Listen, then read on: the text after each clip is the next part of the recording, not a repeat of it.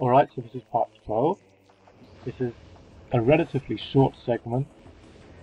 Particularly, it's nice to have it straight after 11, since that was such a nightmare. In fact, it's so short I strongly considered skipping out the save at the end of it. But I'll explain why I didn't at the start of the next part. So first of all, I just go through Central Dynamo on my way to Metroid Quarantine A now. Probably my favourite room in the game. There's so many different ways to go through,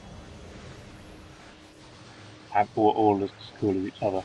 And I do a little jumpy dance first to avoid all the turrets who are ganging up on me, trying to kill me.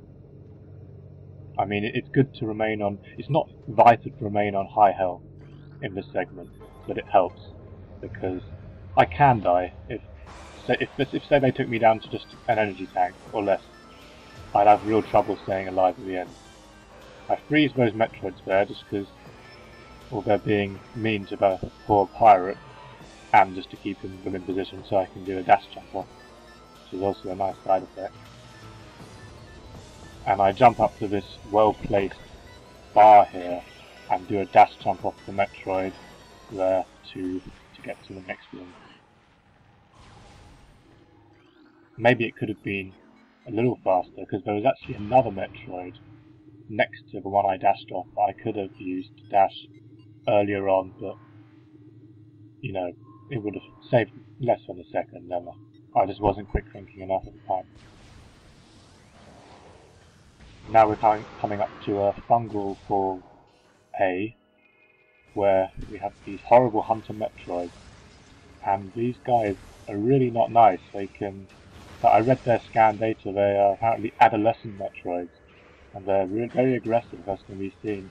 If you hang around with them too much there, they take out a whole lot of health from you, and they're just a general huge annoyance. And that dash jump is harder than it looks. It's quite tricky because the Hunter Metroid is so close to you. It's hard to get the required momentum. But I managed to do it there well enough.